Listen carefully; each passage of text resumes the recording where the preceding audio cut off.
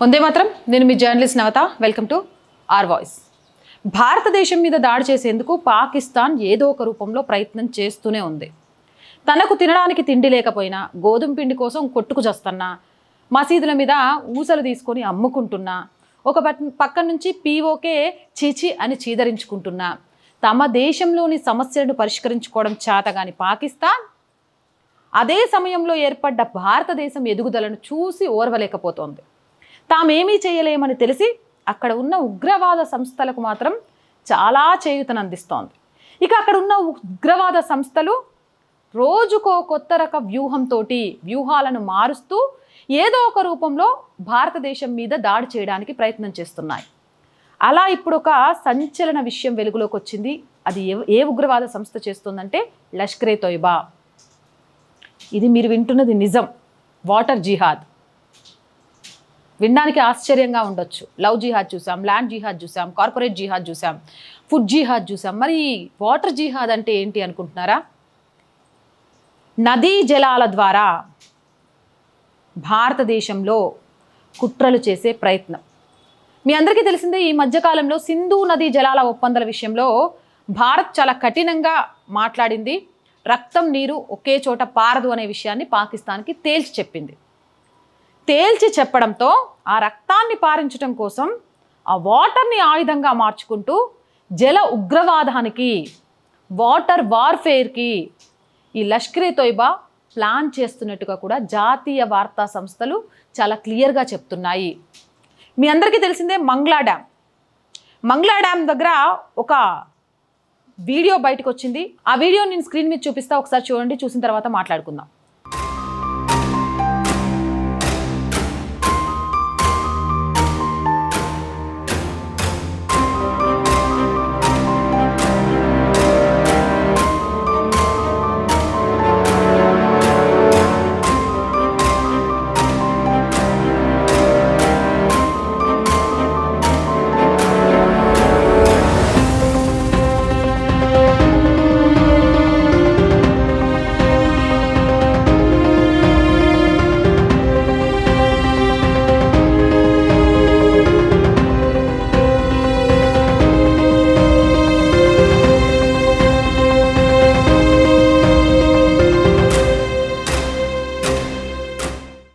చూశారు కదా, మీరు ఏదైతే చూసారో నదిలో కొంతమంది ఈత కొడుతూ కనిపించడం, ఇది మంగ్లా డ్యామ్ దగ్గర జరిగింది. ఏదైతే పెద్దన్న అని చెప్పుకుంటున్నామో ఆ అమెరికానే మోస్ట్ వాంటెడ్ ఉగ్రవాదిగా ప్రకటించిన లష్కరే తోయిబా కమాండర్ హరీస్ దార్, ఈయనే ఈ వాటర్ జిహాద్కి నేతృత్వం వహిస్తున్నాడట. ఈ హరీస్ దార్ ద్వారానే చాలామంది ఉగ్రవాదులు ఈ వాటర్ జిహాద్కి శిక్షణ పొందుతున్నారట. ఎక్కడ? మంగ్లా డ్యామ్ దగ్గర. దానికి సంబంధించిన వీడియోనే ఇప్పుడు మీరు చూసింది.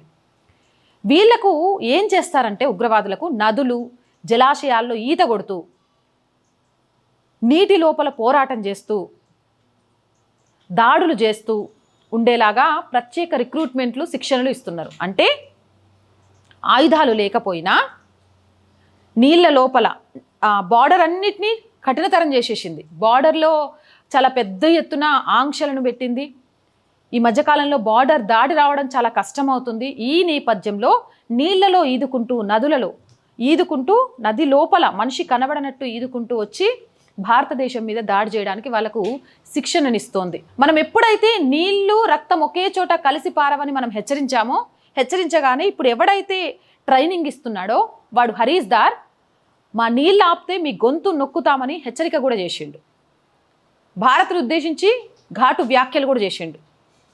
సింధు నది జలాల ఒప్పందం పక్కన పెట్టండి, ఆ ఒప్పందం గురించి మేము మాట్లాడాం, నీళ్లు నిలిపితే మాత్రం ఊరుకునేది లేదు, భారతదేశ గొంతు నొక్కుతామని బెదిరించిండు. దానికి తగ్గట్టుగానే మన దగ్గర నుంచి కూడా ఘాటు సమాధానం వాడికి వెళ్ళింది. ఇక రాబోయే రోజుల్లో భారతదేశంలో నీటి మౌలిక సదుపాయాలను లక్ష్యంగా చేసుకొని దాడులు చేయడానికి జమాత్లో భాగం కావాలని కూడా పిలుపునిచ్చిండు. 26/11 మీ అందరికీ గుర్తుందో లేదో, దాడులు భారతదేశమే కాదు ప్రపంచం మొత్తం మాట్లాడుకునే భారత రిటైర్డ్ మేజర్ జనరల్ జీడి బక్షి వంటి రక్షణ నిపుణులు తీవ్ర ఆందోళన వ్యక్తం చేస్తున్నారు దీనికి సంబంధించి.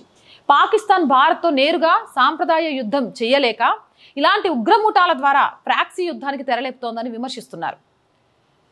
ఈ ముంబై దాడుల గురించి ఎందుకు చెప్పానంటే 26/11 అప్పుడు కూడా ఈ ఉగ్రవాదులు ఎలా వచ్చారు తెలుసా? దేశంలోకి రోడ్డు మార్గాన కాదు, సముద్ర మార్గం గుండా భారత్లోకి ప్రవేశించిండ్రు. అప్పటి నుంచి సముద్ర మార్గంలో కూడా ఈ ఉగ్రవాదులు రాకుండా ఉండేందుకు కఠిన చర్యలు తీసుకుంటోంది భారతదేశం. ఇటు రోడ్డు రవాణాను కఠినతరం చేసింది, సముద్ర మార్గాలను కఠినతరం చేసింది. మరి భారత్లోకి రావడం ఎలా? దానికోసమే ఇప్పుడు నదులు ఆనకట్టల్ని ఆసరాగా చేసుకుని దేశంలోకి చొరబడ్డానికి, వాటర్ టెర్రరిజానికి సిద్ధమయ్యి దానికి తగిన శిక్షణ తీసుకుంటున్నారు. పహల్గాం దాడుల తర్వాత సరిహద్దుల్లో పెరిగిన ఉధృత, భారత రక్షణ దళాలు శత్రువుల నదీ సరిహద్దు చొరబాట్లను అడ్డుకోవడానికి ఆపరేషన్ సింధు వంటి వ్యూహాత్మక చర్యలతో కూడా అప్రమత్తంగా ఉన్నారు. మీరు ఏం చేసినా, నీటి ద్వారా ఉగ్రవాదం చేయాలని చూసినా, సముద్రం ద్వారా ఉగ్రవాదం చేయాలని చూసినా, లేకపోతే ఏఐ ద్వారా ఉగ్రవాదం చేయాలని చూసినా, లేకపోతే అంతర్గతంగా మత కల్లోలాలను సృష్టించి ఉగ్రవాదం చేయాలని చూసినా, ఏం చేయాలని చూసినా బిడ్డ ఖబర్దార్, ఇది భారతదేశం. మీరు ఎన్ని ట్రైనింగులు తీసుకుంటారో తీసుకోండి, దానికంటే ఒక మెట్టు మేము అధికంగానే ఉంటాం. తోలు తీసి వాత పెడతాం. ముళ్ళును ముళ్ళుతో తీసినట్టుగానే మీరేదైతే టెర్రరిజాన్ని పెంచి ప్రోత్సహిస్తున్నారో ఆ టెర్రరిజంలో నేర్చుకుంటున్న మెలకువలకు 1% అధికంగా మా సైనికులు నేర్చుకొని మీ తాట తీస్తారు అని భారత్ అయితే గట్టిగా హెచ్చరిస్తోంది. కానీ ఏదేమైనా ఉగ్రవాదులు రోజుకో రూపంతో భారతదేశం మీద దాడి చేయాలని చూస్తూనే ఉన్నారు. కాబట్టి మన చుట్టుపక్కలే ఉంటూ మనల్ని రెచ్చగొడుతూనో, లేదా మనల్ని ప్రేమ అనే మాయలో దింపుతూనో, లేదా మనకి ఈ దేశం మీద ద్వేషాన్ని నింపి చూపిస్తూనో మనల్నే ఈ దేశానికి శత్రువులుగా మార్చడానికి కూడా ప్రయత్నం చేస్తున్నారు. తస్మత్ జాగ్రత్త. జై హింద్, జై భారత్. అండ్ రోజు చెప్తుందేనండి, R group of channels, R voice, R political, R Samskriti ఛానల్స్ని వెంటనే సబ్స్క్రైబ్ చేయండి. కంటెంట్ బాగుంది అనిపిస్తే లైక్ చేయండి. ఈ వీడియోని మాత్రం ఖచ్చితంగా వీలైనంత మందికి షేర్ చేయండి.